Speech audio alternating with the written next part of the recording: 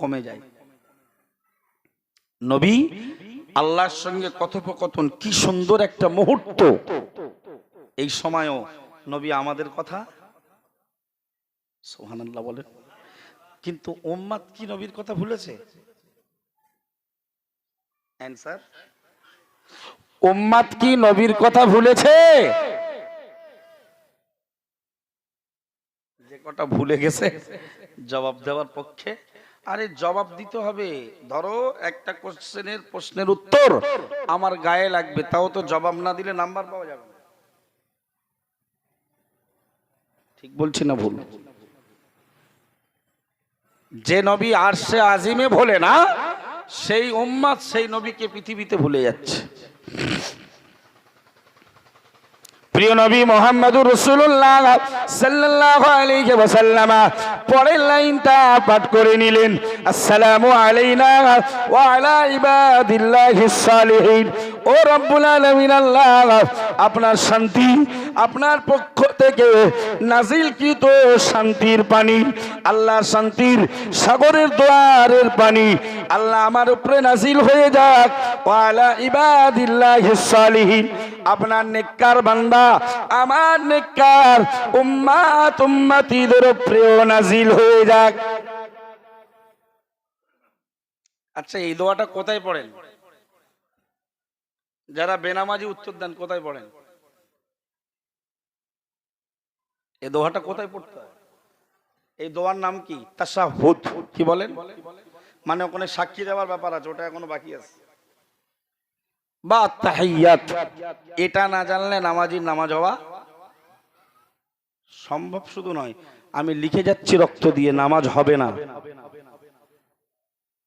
On camera বলছি, আত্তাহিয়াতু যদি না জেনে নামাজি 30 বছর নামাজ পড়ে, প্রথম 1 দিন 2 দিন 3 দিন 4 দিন 1 সপ্তাহ 10 দিন 1 মাস, আল্লাহ দেখবে বুড়ো ঢুড়ো, এতদিন আসেনি, যাক আমার দরবারে যখন এসছে ধমক দিয়া তাড়াবো না, শিখুক 1 বছর। কিন্তু সারা জীবন সুবহানাল্লাহ সুবহানাল্লাহ, নামাজ নেই চলেগা।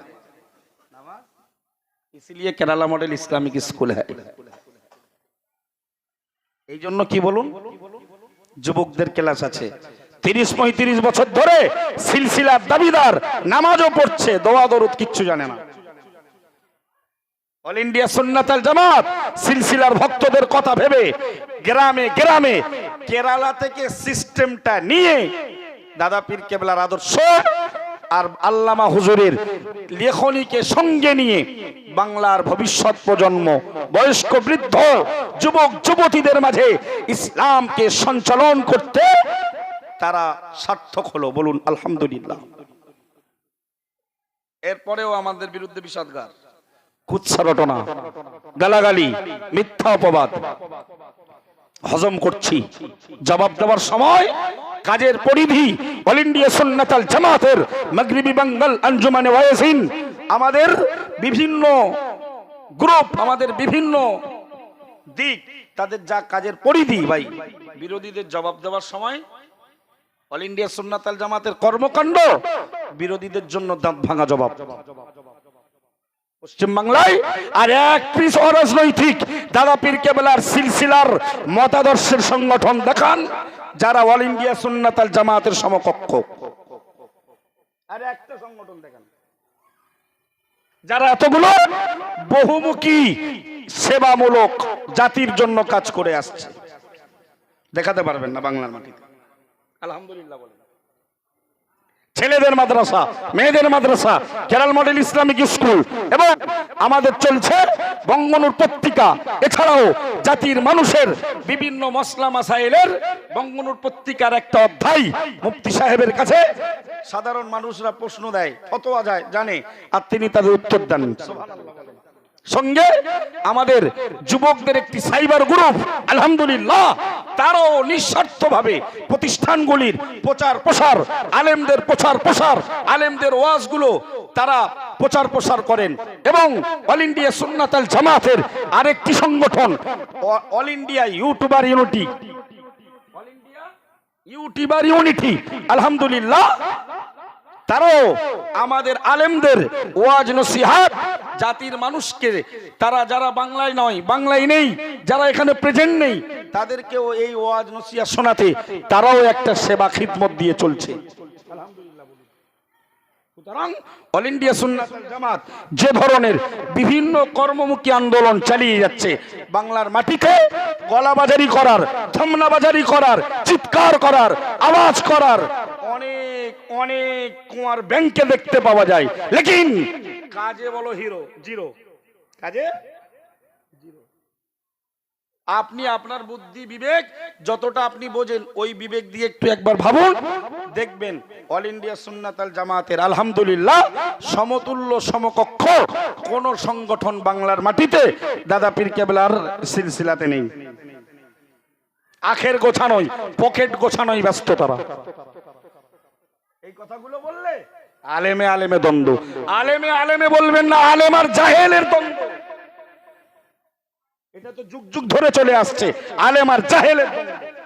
নমরুদ আর ইব্রাহিম আলাইহিস সালামের দ্বন্দ্ব, মুসা আলাইহিস সালাম ফিরআউনের দ্বন্দ্ব, প্রিয় নবী মুহাম্মদুর রাসূলুল্লাহ সাল্লাল্লাহু আলাইহি ওয়াসাল্লাম আর আবু জেহেল, আবু লাহাব, উতবা, শাইবা, ওয়ালিদ বিন মুগিরার মতো পেট মার্কা বেঈমানদের সঙ্গে বাকবিতণ্ডা, বিবাদ।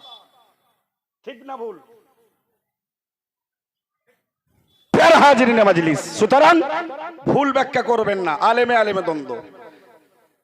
হাক্কানি আলেম হক কথা বলছে, আর যারা হাক্কানি রোড ইলমের তাদের কোনো ছোঁয়া নেই, স্পর্শ নেই, তারা গলাবাজারি করতে পারে, কণ্ঠ ফোলাতে পারে, গজল পড়তে পারে। আগের দিন মেজা হুজুর কেবলার একটা কিতাব পড়ছিলেন, মেজলা হুজুর কেবলা রহমাতুল্লাহ আলাইহি কিতাবে লিখেছেন স্পষ্ট, আমার কাছে ফোনে প্রমাণও আছে, দাগ দিয়ে কালি দিয়ে দাগ মারা আছে। মেজলা হুজুর কেবলা লিখেছেন, তোমরা বক্তা দাওয়াত করো না কণ্ঠ দেখে, তোমরা বক্তা দাওয়াত করো না গজল পড়া দেখে, তোমরা বক্তা দাওয়াত করবে কোরআন, হাদিস, ইজমা, কিয়াস, দিন শরিয়াতের জ্ঞানকে লক্ষ্য করে। সুবহানাল্লাহ বলে। কিন্তু সমাজ অন্ধত্বে ভরপুর, আর এই অন্ধরাই সমাজে তাদেরকে জায়গা দিচ্ছে। এটা দাদা পীর কেবলার সিলসিলার বিরোধ। পেয়ারা হাজিরিনে মাজলিস, বক্তব্য ওখানে নয়, প্রসঙ্গ, তাই একটু টাচ দিলাম। হযরত নবী করিম সাল্লাল্লাহু আলাইহি ওয়াসাল্লাম আরশে আজিমে দাঁড়িয়ে উম্মতের কথা ভাবলেন না, অথচ জাতি দুনিয়াতে হাবিবের কথা মানে না। এই জাতি কি নাজাত পাবে? এই জাতি মার খাবে না? যত মডার্ন হবেন, যত আধুনিককরণ হবেন, সোশ্যাল মিডিয়াতে গা ভাসিয়ে দেবেন, দুনিয়ার সঙ্গে সম্পর্ক স্থাপন করবেন, মার খাওয়ার উপযুক্ত হবেন। قال رسول الله صلى الله عليه وسلم من تمسك بسنتي عند فساد امتي فله اجر 100 شهيد او كما قال عليه السلام। প্যারা নবী মুহাম্মদুর রাসূলুল্লাহ সাল্লাল্লাহু আলাইহি ওয়াসাল্লাম বললেন, ওয়া মা সাবা সাহাবীরা, না না না, তোমরা মনে রাখো আখিরি জামানায় ফিতনা ফাসাদের সময় যে কোনো আমার উম্মতি, চাই নারী হোক আর পুরুষ হোক, আমি রাসূলুল্লাহর একটা সুন্নাতকে আঁকড়ে ধরবে, একটা সুন্নাতকে যে কেউ তার জীবনে প্রতিষ্ঠা করতে পারবে, আমি নবী মুহাম্মদুর রাসূলুল্লাহ সাল্লাল্লাহু আলাইহি ওয়াসাল্লাম বলছি, তার নামায় আমলে 100 শহীদানের সওয়াব লিখে দেওয়া হবে। শহীদ হওয়া কি অত সহজ? ফিলিস্তিনের মানুষ বুঝতে পারছে, ছোট ছোট ছেলেরা, মেয়েরা বাপের কোলে, মায়ের কোলে তারা শহীদ হচ্ছে। আল্লাহ ওদেরকে যেন প্রকৃত শহীদ রূপে কবুল করেন। ওরা যারা মারা যাচ্ছে, শহীদ হচ্ছে, যদি ওরা প্রকৃত আল্লাহ কবুল করেন, তাহলে ওরা মরেও অমর। একটু সুবহানাল্লাহ বলেন। যারা আল্লাহ রাস্তায় জিহাদ করে, যারা ইমানের জন্য, ইসলামের জন্য, ইসলামিক স্থাপত্যকে অক্ষুণ্ণ রাখার জন্য, সংরক্ষণের জন্য যারা জীবন দেয়, আল্লাহর পথে যারা মাল দেয়, আল্লাহ বলেছেন তারা আমার ভাষায় শহীদ। তারা কি বলুন? আর শহীদরা মরে না, শহীদরা জীবিত। সুবহানাল্লাহ বলেন। ওয়ালা তাহসাবান্নাল্লাযীনা কুতিলু ফি সাবিলিল্লাহি আমওয়াতা। কোরআন বলেছে খবরদার ইমানদার, তোমরা ওই সমস্ত লোকগুলোকে মৃত বলে ধারণা করো না। মৃত বলা তো দূরের কথা, যারা আল্লাহর পথে শহীদ হয়েছেন, ইনদা রাব্বিহিম ইরসাকুন বালা হিয়াউন, বরং তারা জীবিত, ইনদা রাব্বিহিম ইরসাকুন, এবং তারা তাদের রবের পক্ষ থেকে রিজিক প্রাপ্ত। সুবহানাল্লাহ। কবরে শুয়ে শুয়ে তারা জান্নাতি খাবার খায়। আল্লাহ আল্লাহ, আপনি ফিলিস্তিনবাসী, গাজাবাসী, হামাস বাহিনী, আল্লাহ ছোট ছোট শিশু, নারী, যুবক যুবতী, বৃদ্ধ বৃদ্ধা, আল্লাহ যারাই দিনের জন্য মসজিদ আকসার সম্মানিত মুসলমানদের প্রথম কিবলা, ইমানদারদের কলব, ইমানদারদের হৃদয় মসজিদ আকসাকে বাঁচানোর জন্য, মসজিদ আকসা বাইতুল মাকদিসকে আল্লাহ তার সম্মান রক্ষার জন্য, আল্লাহ যারা ঝাঁপিয়ে পড়ে আল্লাহ পাখির মতো উড়ে গিয়ে জীবনকে আপনার পথে উৎসর্গ করছে, আল্লাহ এদেরকে শহীদ হিসাবে কবুল ও মঞ্জুর করে নিন, বলুন আমিন। হে আল্লাহ, খাস করে অভিশপ্ত ইহুদি জাতির হাত থেকে আল্লাহ ফিলিস্তিন, গাজাবাসী সহ হামাস বাহিনীর সৈন্যদিগকে গায়বী মাদাদ দিয়ে আল্লাহ আপনি তাদেরকে নিরাপদ দান করুন, বলুন আমিন। আরো জোরে বলুন আল্লাহুম্মা আমিন। একটা ছোট বাচ্চা সোশ্যাল মিডিয়াতে দেখছি ময়দানে ঘুরে ঘুরে কাঁদছে, ফাঁকা ময়দান, আব্বা আম্মা, চাচা চাচি, দাদা দাদি, নানা নানি, আত্মীয় স্বজন কাউকে পায় না। কি কঠিন পরিস্থিতি ভাই। আগামী দিন কেউ কেউ বলেছে এই যে যুদ্ধ, এটা হতেও পারে পৃথিবীতে তৃতীয় বিশ্বযুদ্ধ। সুতরাং ভারতবাসী যেমন তাদের জন্য আমরা একদিকে দুঃখিত, একদিকে আমরা যেমন ব্যথিত, আমরা তাদের জন্য দোয়া করব, অপরদিকে আমাদের ঈমানকে নবায়ন করতে হবে, আমাদের ঈমানকে সংশোধিত করতে হবে, আমাদের ঈমানকে ফ্রেশ করতে হবে, ইসলাহ করতে হবে, শুধরে নিতে হবে। কারণ হতেও পারে সামনে আমাদের ওই দিন। ঠিক বলছি না ভুল ভাই? ওই দিনে জিহাদের ময়দানে টিকে থেকে লড়াই করাটা বেশ কষ্টের এবং বড় পরীক্ষা। আল্লাহ আল্লাহ যেন ফিলিস্তিনের মানুষকে তাদের ঈমানি জজবা আল্লাহ বেশি বেশি করে দান করেন, বলুন আমিন। ঈমানের উপরে, ইসলামের উপরে আল্লাহ যেন তাদেরকে আল্লাহর ইতাআতের উপরে, আল্লাহর দ্বীনের উপরে, আল্লাহর কালেমার উপরে, আল্লাহর একত্ববাদের উপরে আল্লাহ যেন তাদের কদমকে মজবুতি বানিয়ে দেন, বলুন আমিন। প্রিয় হাজিরিন মাজলিস, এই ঘটনা থেকে আমরা একদিকে যেমন দুঃখিত, বেদনাদায়ক ঘটনা, জর্জরিত, আমাদের কাছে কষ্টের, অপরদিকে আমাদের কাছে এটা শিক্ষার, ওখান থেকে শিক্ষা নিতে হবে। অপরদিকে ওটি আমাদের কাছে একটি নমুনা, একটি নিদর্শন যে আগামী দিনে হয়তো এই পরীক্ষার সম্মুখীন আমাকেও হতে পারে। কথা ঠিক না ভুল? তাই ঈমান সংশোধন করুন, ইসলামের পথে চলুন, অন্যায় অপরাধ থেকে নিজেকে সংশোধন করার, ইসলাহ করার, তাসকিয়াতুন নাফস, আত্মশুদ্ধিকরণ করার আল্লাহ তৌফিক দেন, বলুন। আমি বক্তব্যের ইতি টানবো, শেষ কথা বলছি ভাই।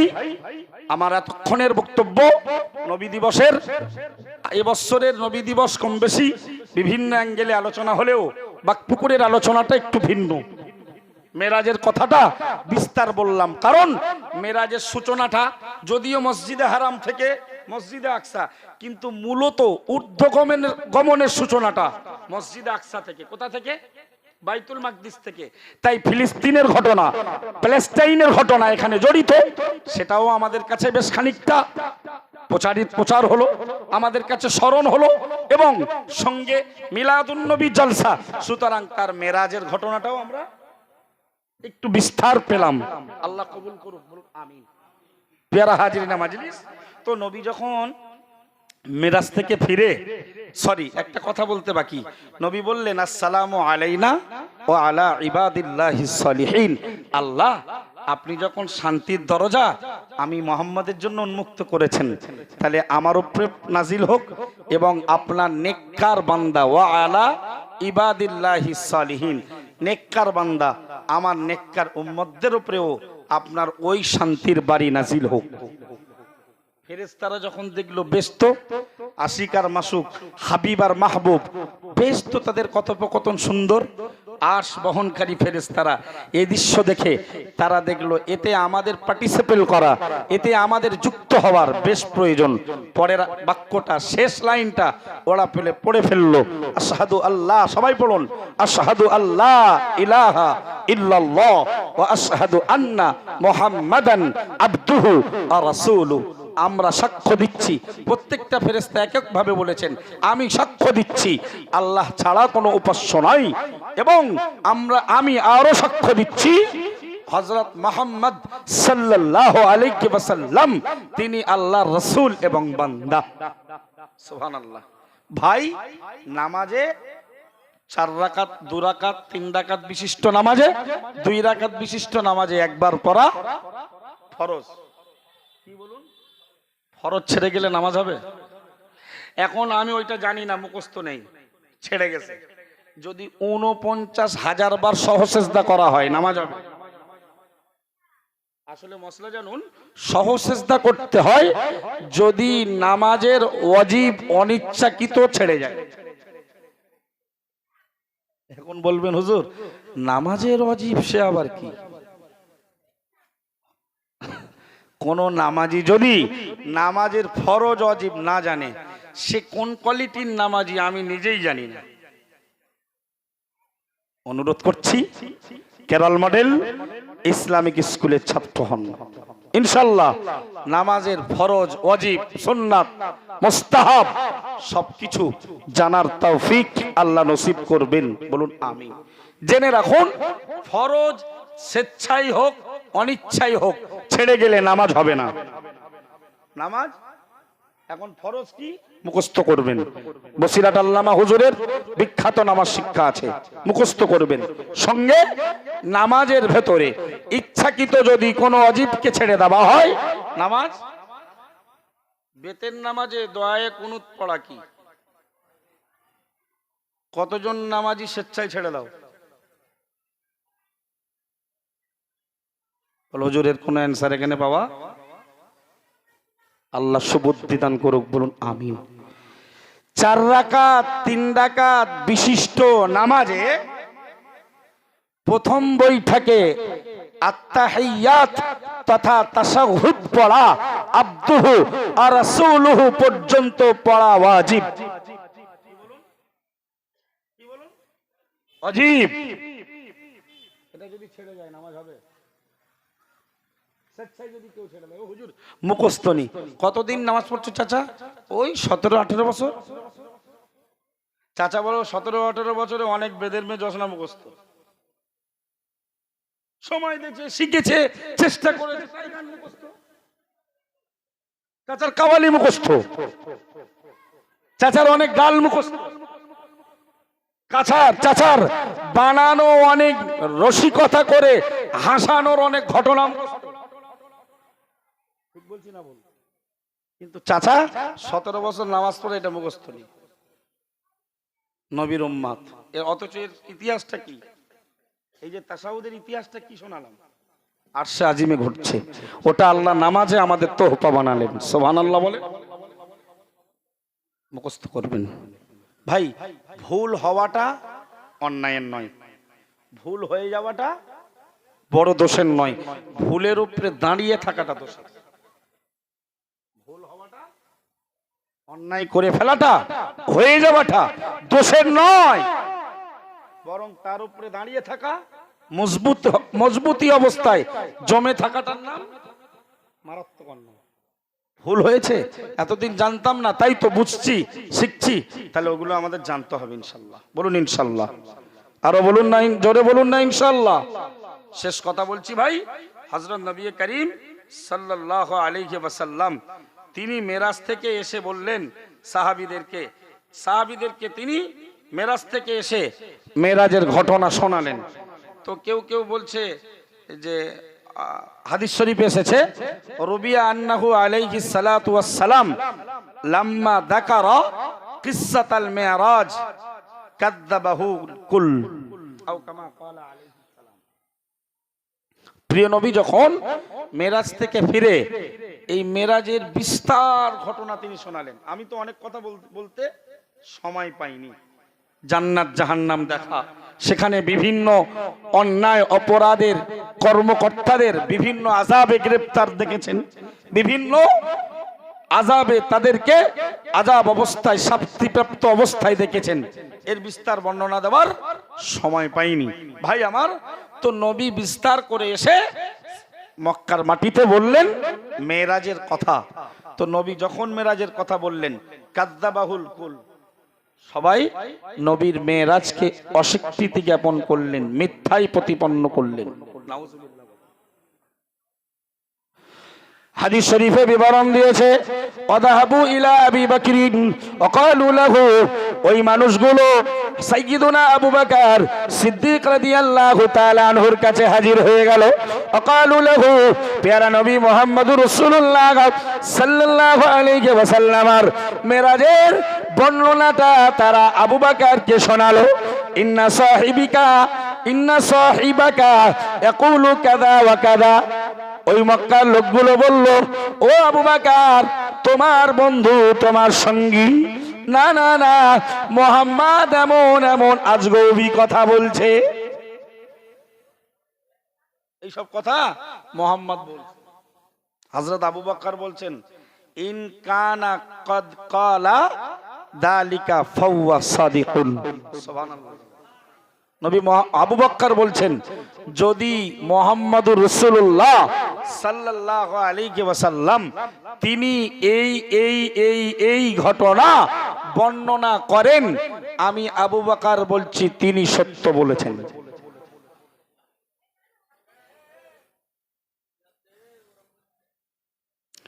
প্যারা নবী মুহাম্মদুর রাসূলুল্লাহ সাল্লাল্লাহু আলাইহি ওয়াসাল্লাম সাহাবী আবু বকর রাদিয়াল্লাহু তাআলা আনহু ثم جاء الى رسول الله সাল্লাল্লাহু আলাইহি ওয়াসাল্লাম, হযরত আবু বকর সিদ্দিক রাদিয়াল্লাহু তাআলা আনহু প্রিয় নবী মুহাম্মদুর রাসূলুল্লাহ সাল্লাল্লাহু আলাইহি ওয়াসাল্লামের দরবারে হাজির হয়ে গেলেন। এই ঘটনা শোনার পরে প্রিয় নবীর দরবারে তিনি হাজির হলেন। ফাযাকারার রাসূলুল্লাহ তিলকা তাফাসিলা আও কামা ক্বালা আলাইহিস সালাম, যে ঘটনাগুলো মক্কার লোকগুলো আবু বকরকে শোনাচ্ছিল, প্রিয় নবী মুহাম্মদুর রাসূলুল্লাহ সাল্লাল্লাহু আলাইহি ওয়াসাল্লামের দরবারে আবু বকর যখন হাজির হল, আমার নবী ওই মেরাজের ঘটনাটা বিস্তারিত তাকে শুনিয়ে দিলেন। আবু বকর শুনে নবীর দরবারে হাজির হলেন, আর নবী ফাদাকারার রাসূল লাহু তিলকা তাফাসিলা, যে বিস্তারিত মেরাজের ঘটনা তাকে শুনিয়ে দিলেন। সুবহানাল্লাহ বলেন। ফাকুল্লামা যাকারা শাইয়ান, সমগ্র ঘটনা হযরত আবু বকর হুজুরকে যখন শুনিয়ে দেওয়া হলো, ক্বালা আবু বকরিন, আবু বকর রাদিয়াল্লাহু তাআলা আনহু এক বিন্দু এক বিসর্গ তিনি দেরি করলেন না, বিলম্ব করলেন না, এক বাক্যে বললেন, সাদাক্তা ইয়া রাসূলুল্লাহ, হে আল্লাহর রাসূল, আমি আবু বকর বলছি আপনি সত্য বলেছেন। একটু জোরে বলুন না সুবহানাল্লাহ। ফালাম্মা তাম্মামাল কালামা ক্বালা আবু বকরিন আশহাদু আন্নাকা রাসূলুল্লাহি হাক্কান আও কামা ক্বালা আলাইহিস সালাম। সব ঘটনা বলা যখন শেষ হয়ে গেল, সমস্ত ঘটনা যখন পরিপূর্ণতার স্তরে পৌঁছে গেল, আবু বকর রাদিয়াল্লাহু আনহু বললেন, ইয়া রাসূলুল্লাহ, হাবিবাল্লাহ, আশহাদু, আমি সাক্ষী দিচ্ছি, আন্নাকা রাসূলুল্লাহি হাক্কান, আল্লাহ আপনাকে সত্যি নবী বানিয়েছে, অবশ্যই আপনি সত্য রাসূল। প্যারা নবী মুহাম্মদুর রাসূলুল্লাহ সাল্লাল্লাহু আলাইহি ওয়াসাল্লাম ফাকালা লাহুর রাসূল, নবী আবু বকরকে ডেকে বললেন, ওয়া আনা আশহাদু আন্নাকা সিদ্দীকু হাক্কা আও কামা ক্বালা আলাইহিস সালাম।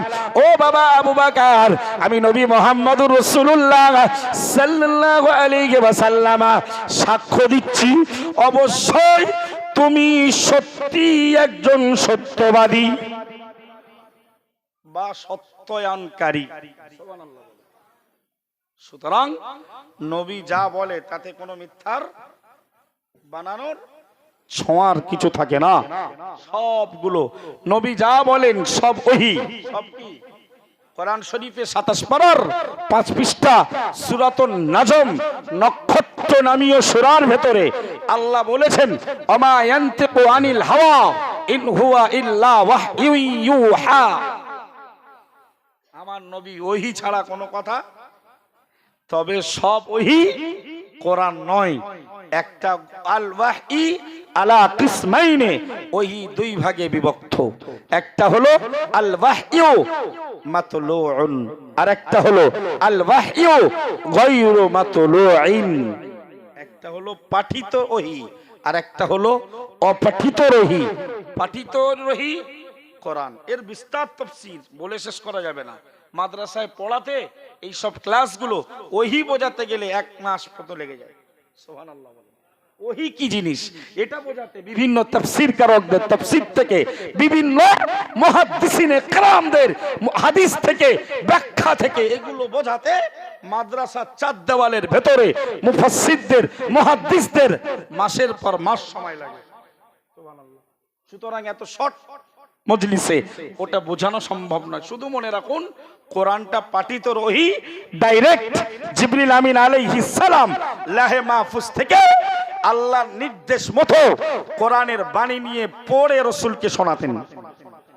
আর যেটা হাদিস, এটা ডাইরেক্ট নির্দেশ, আল্লাহর নির্দেশ ওহী, কিন্তু এটা পাঠিত হতো না। সুবহানাল্লাহ। সুতরাং এ দ্বারা স্পষ্ট যে নবী সত্য কথা বলেছেন।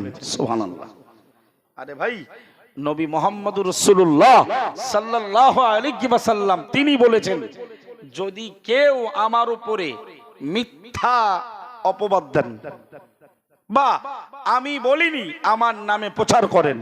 অনেকে আছে জানে না যে এটা হাদিস কি, এটা জ্ঞানী গুণীদের একটা বক্তব্য কি, এটা একটা সমাজের কোনো কথা, এটা জানে না। আরবি ইবারত দেখে অনেক আলেম ওলামা হয়তো তাদের জ্ঞান স্বল্পতা হওয়ার কারণে, আমাদেরও জ্ঞান স্বল্প, অনেক জ্ঞান নয়, যার আল্লাহ যতটা জ্ঞান দিয়েছেন, যত জ্ঞান দিয়েছেন সেই জ্ঞানটা অল্প।